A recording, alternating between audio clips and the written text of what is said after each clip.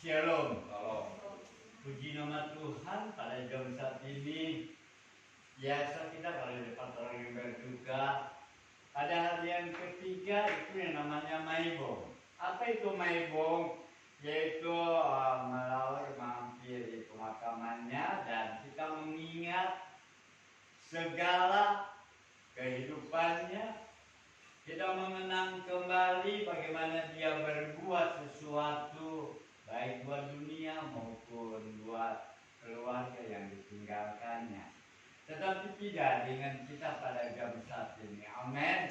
Kenapa kita tidak mengingat dia kematian, tapi kita tidak mengingat segala kehidupan pada waktu dia masih hidup, tapi kita selalu mengingat janji sebab dia bangkit pada hari yang ketiga. Amin. Itu sebabnya bahwa kematian Yesus dikatakan oleh firman Allah bahwa para nabi-nabi ada kuburannya sampai saat ini. Para rasul-rasul juga ada kuburannya sampai saat ini. Tapi Yesus tidak. Kenapa? Tidak ada jelasannya. Dia bangkit dan menurut kata orang. Kenapa? Kata orang saya juga belum tahu. Ada yang dikatakan kubur itu kosong, tapi ada yang berkata bahwa kuburan itu telah menjadi suatu gereja. Itu tempat itu adalah tempat di mana tempat kuburan yang paling mahal. Tempat kuburan yang paling mahal. Dan juga kemungkinan Yusuf Arimatea juga adalah anggota Sanhedrin yang 70 orang, dan dia juga adalah murid Tuhan. Hanya di sana diam-diam. Dan kalau saudara tahu itu adalah kuburan yang termahal, kalau kita berpikir kuburan termahal adanya di San Diego, itu salah besar. Kenapa?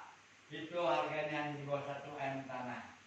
Tetapi dari situ kita arah balik, ambil jalur kiri keluar tol itu, lewati Kalimalang.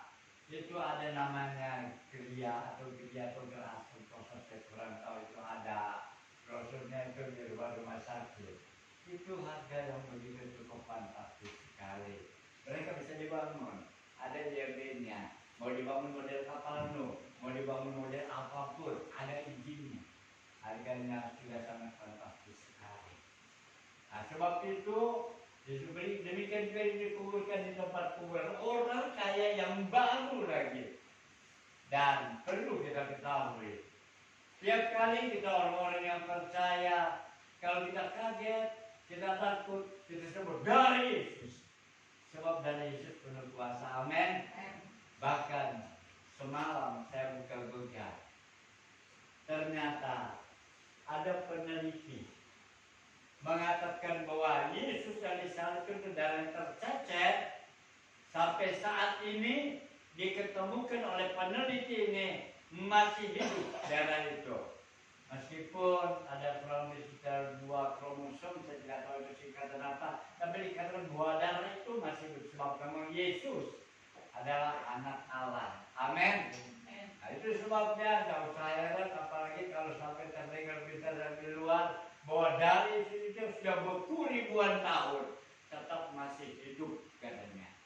Demikian juga mereka yang memegang segala firman Allah, mereka yang menaati firman Allah, mereka yang melakukan firman Allah, bahwa kehidupan firman Allah kehidupannya, kita yakin dan percaya kita juga akan hidup selama-lamanya. Amin. Baik, kita akan buka kitab kita yang terdapat dalam 1 Korintus pasal yang ke-15 ayat yang ke-3 sampai ayat yang ke-4. 1 Korintus pasal 15 ayat yang ke-3 sampai ke-4.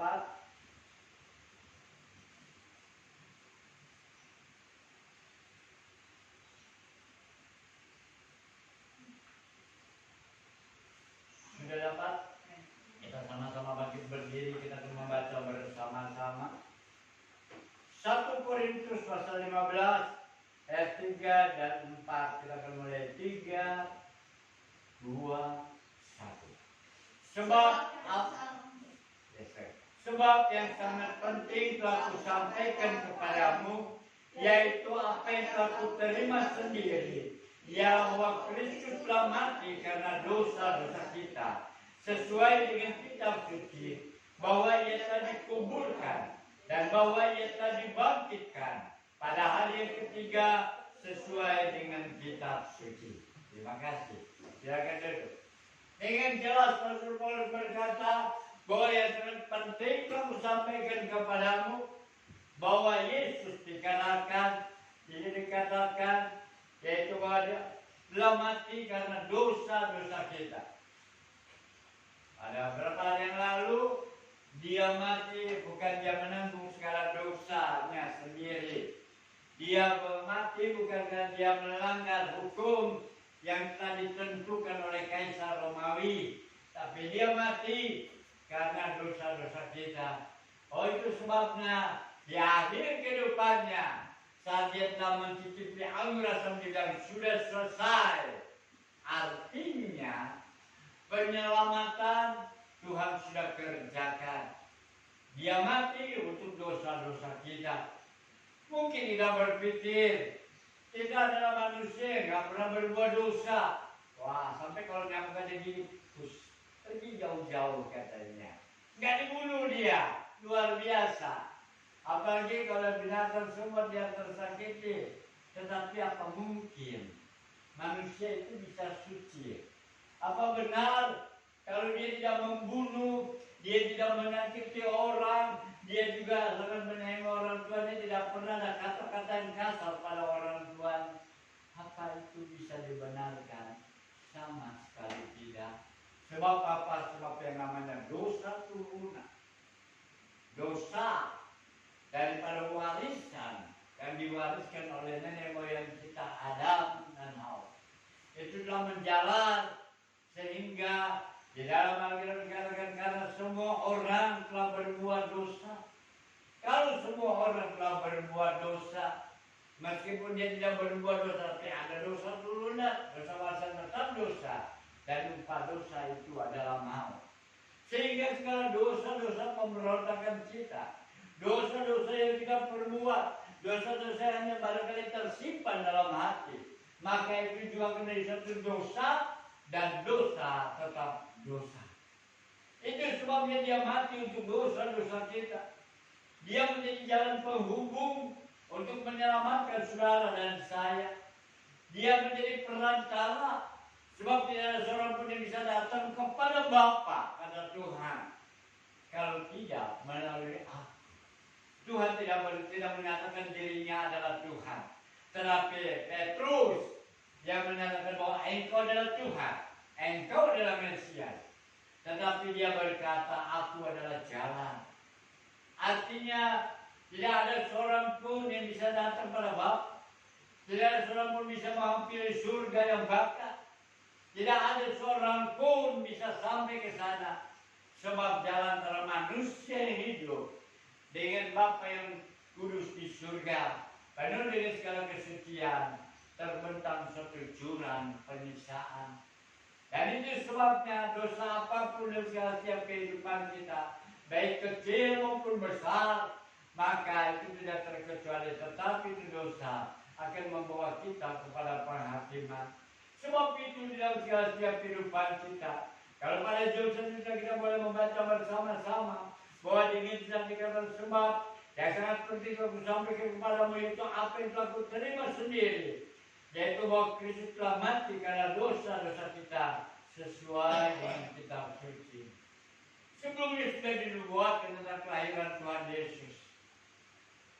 Bahkan juga sudah digambarkan sejak mereka keluar, sejak mereka berdosa, Adam mencari jalan sendiri untuk pembenaran dirinya. Saat dia jatuh ke dalam dosa, waktu Allah memanggil dia, maka dia memakai akal pikirannya. Dia ambil cawat untuk menutupi bagian tubuh yang terlarang. Dengan dedaunan, dia pergulakan itu. Dia malu menghampiri kepada Allah. Sebelum dia makan buah itu, dia masih nyaman-nyaman aja bisa bertemu dengan Bapa. Dia masih nyaman-nyaman aja dia bisa berkomunikasi dengan Bapa. Tetapi karena ada dosa, dia begitu takut sehingga akhirnya dia memakai cawat, yaitu terbuat daripada dedaunan, daripada ranting-ranting, dan Tuhan tahu. Itu sebabnya disembelilah seekor binatang hewan, diberikannya untuk kamu. Ini untuk kamu, kepada Adam dan Hawa diberikan. Dengan memakai kulit hewan, maka itu akan bertahan lama. Dan setelah itu lalu mereka mulai lagi mencari keselamatan dengan cara apa yang dapat mereka lakukan. Korban yang dipergunakan, yang dipakai, yang diterima oleh Tuhan adalah Habal mempersembahkan dengan korban yang ada darahnya. Meskipun juga hati ada pengaruh.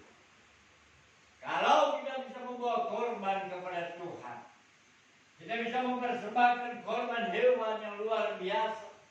Tapi kalau hati tidak damai, kalau hati masih menyimpan kesalahan, tidak mungkin diterima. Tetapi Habal, dia terima, dia dengan terbuka, dia penuh dengan segala pengampun, sehingga diterima bahkan sampai mereka keluar, yaitu anak cucunya Yakub, kurang lebih 600 dia ada tiba di Mesir. Tetapi setelah sekian ratus tahun berkembang menjadi 630.000 orang. Itu pun hanya laki-laki, tidak termasuk anak-anak, tidak termasuk wanita, tidak termasuk lansia. Mereka keluar dari negeri Mesir, dan setelah mereka menyeberangi laut ke Merau, maka diberikanlah hukum-hukum itu.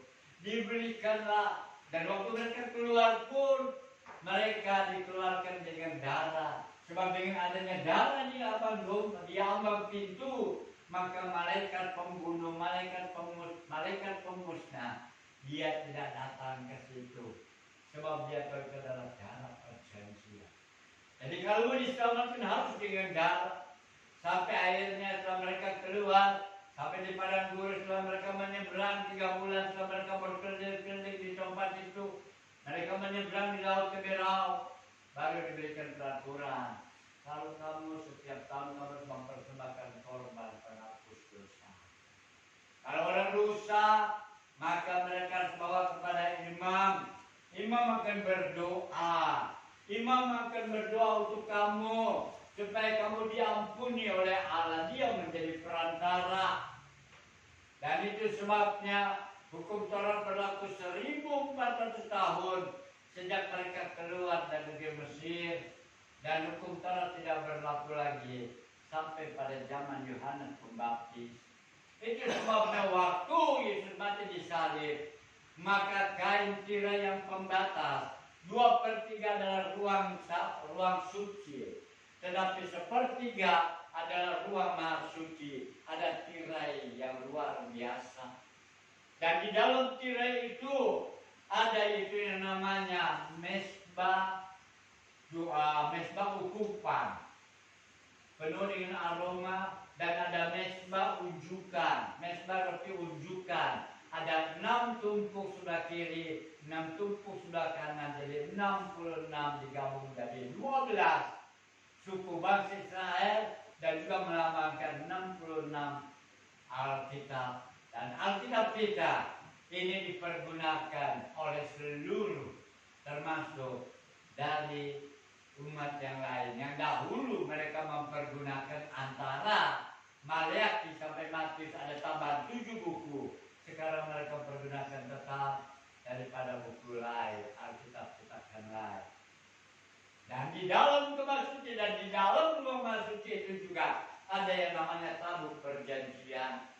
Di dalamnya itu ada yang namanya roti mana, roti dari surga yang sampai saat ini masih terpelihara. Saya tidak tahu ada berapa banyak, barang-barang sudah tersebar. Sebagian ada yang di Eropa, sebagian yang di Asia, sebagian itu ada yang di Jerman. Kata Jerman negara apa-apa, terbatas kemampuan saya. Tetapi itu ada di dalam kebacaan ada tongkat halus yang berbunga, ada sampai saat ini masih tetap ada. Mana juga tidak berulang dan tidak kering. Bahkan juga loh hukum, dua buah loh hukum Taurat yang ditulis oleh tangan Musa masih ada.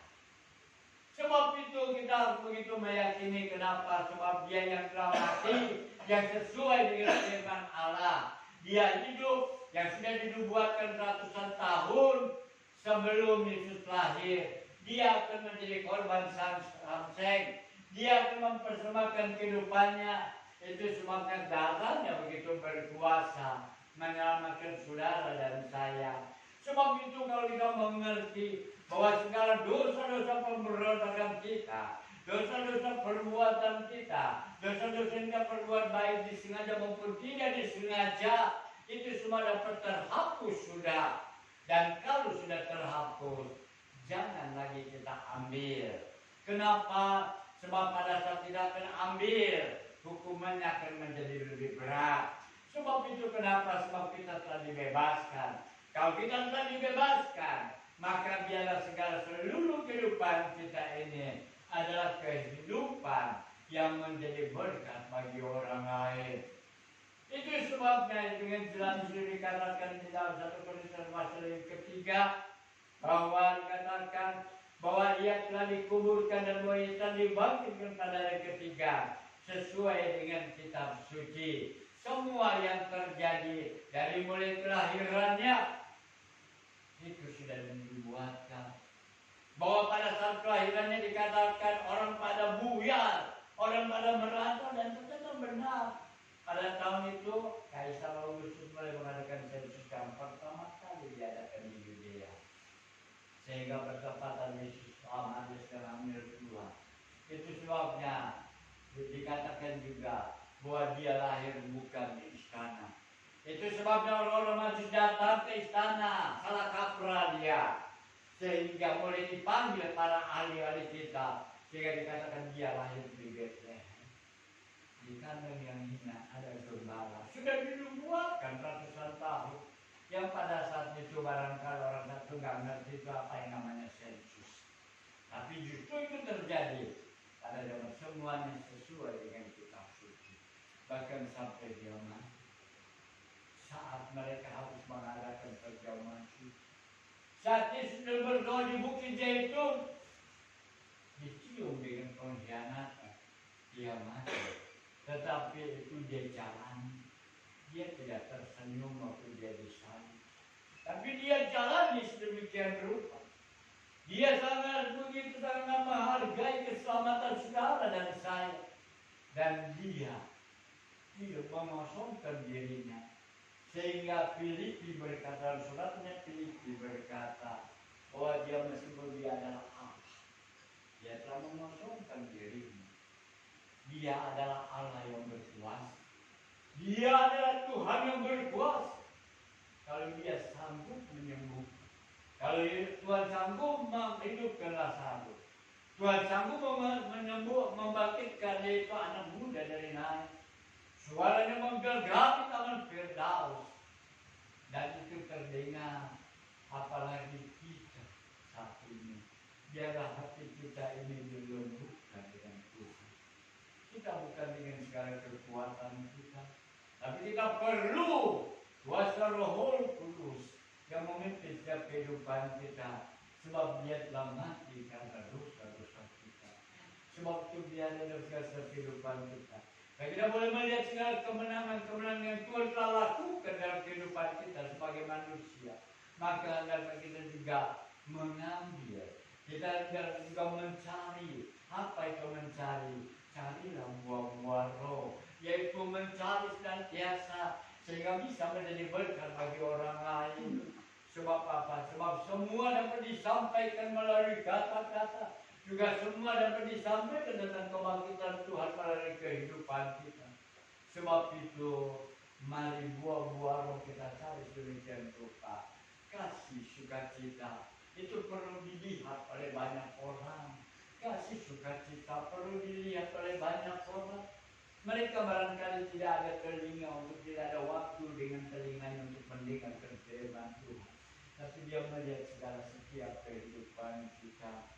Dan mungkin kita barangkali juga terbatas dengan segala pengetahuan firman dalam kehidupan kita. Tapi Rasul Paulus katakan bahwa saudara dan saya, kita adalah suratan-suratan Kristus yang ditulis bukan dengan tinta emas, tetapi dengan Roh Kudus yang telah menembus dan menyelamatkan kita. Amin. Jadi kalau kita tentu dari kita menjadi berkat. Oh sakit, betul sakit. Tetapi tanpa pertolongan kuasa Roh Kudus tidak bisa. Tapi dengan pertolongan Roh Kudus, dia akan dimampukan.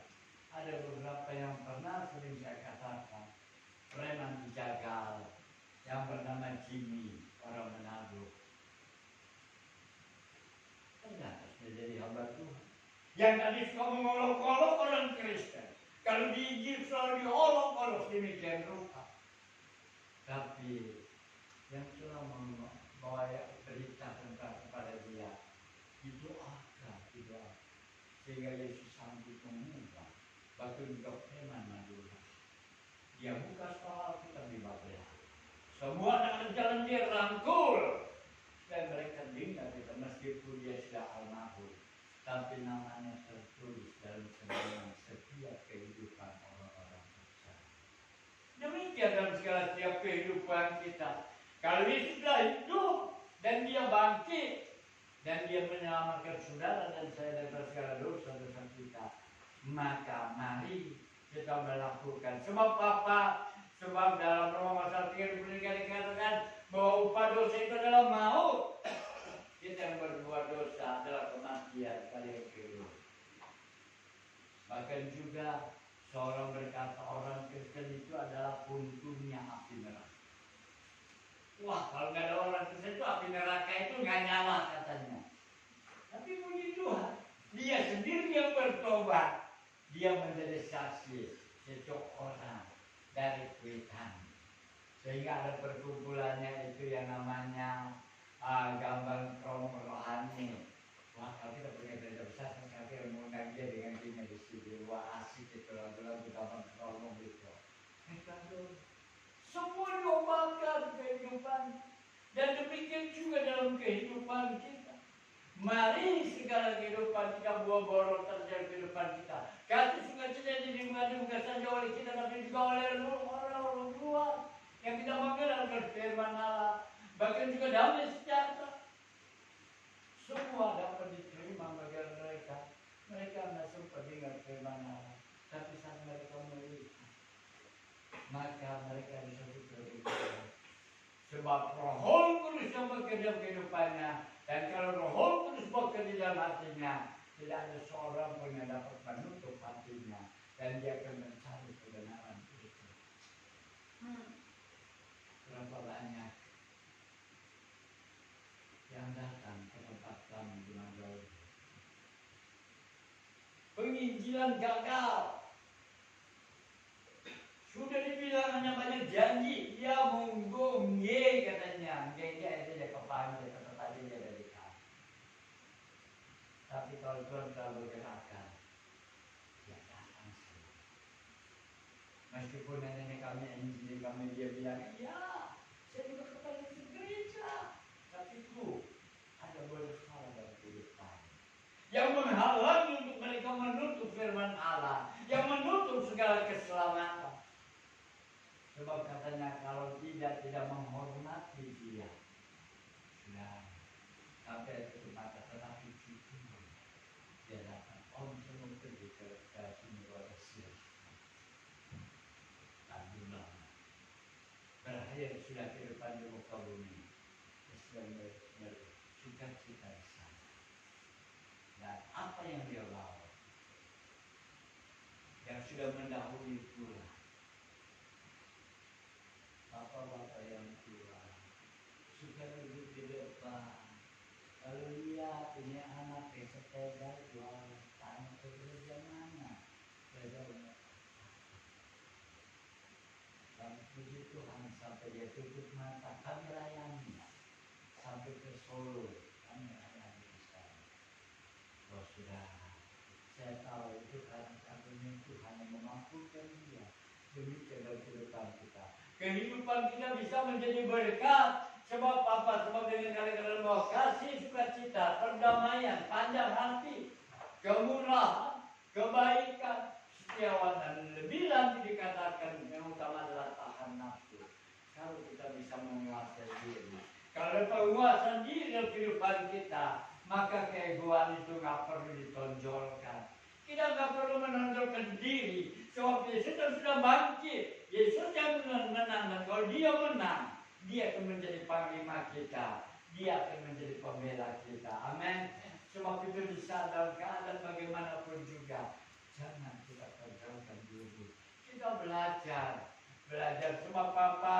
Sebab yang Rasul ingin ke dalam kehidupannya adalah kehidupan orang-orang yang percaya, adalah kehidupan yang bisa menjadi berkat. Kalau Yesus sudah bangkit, maka ada kemenangan terjadi, dan kalau kemenangan itu terjadi, juga memenangkan kehidupan kita sendiri. Sehingga kita bisa menjadi saksi dengan membawa banyak jiwa. Mereka boleh melihat segala firman Allah. Bagaimana pesannya dalam Roma pasal yang ke-6 ayat yang ke-18. Roma pasal yang ke-6 Ayat yang ke-18 berbunyi sebagai berikut. Kamu telah dimerdekakan dari dosa dan menjadi hamba kebenaran. Kita telah dimerdekakan, ini sekarang sudah selesai. Nggak ada lagi perlu simpan kesalahan orang. Nggak ada perlu lagi ingat-ingat kesalahan orang. Nggak perlu lagi kita meninggikan diri kita. Sebab kehidupan kita bukan kehidupan kita yang punya. Kehidupan kita adalah Tuhan yang punya. Amin. Kalau kehidupan kita yang punya, bukan surga bagiannya, api neraka jahanam, di mana ulatnya pun tak akan menjadi mati dengan pada penyiksaan yang terjadi. Tetapi kalau kita adalah hamba kebenaran, janji Tuhan di sana. Tetapi kita buang segala keegoisan. Kita berubah pada saat ini, kita mulai melihat dan mengerti kehidupan orang percaya itu sebagai Tuhan. Barang siapa mau mengikut aku, dia menyangkal dirinya. Wah, saya kan dulu dikenal orang nggak peduli. Oh, saya kan pemimpin nggak peduli. Kalau kita mau hidup di bawah tangan Tuhan, serahkan diri kita dalam Tuhan. Hidup Tuhan dalam tangan Tuhan. Amin. Tidak usah cerita dan khawatir.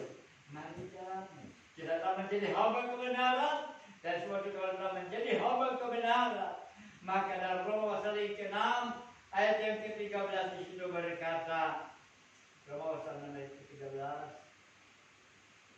dan janganlah kamu menyerahkan anggota-anggota tubuhmu kepada dosa untuk dipakai sebagai senjata kelaliman, tetapi serahkanlah dirimu kepada Allah sebagai orang yang dahulu mati, tetapi yang sekarang hidup, dan serahkanlah anggota-anggota tubuhmu kepada Allah untuk menjadi senjata-senjata kebenaran.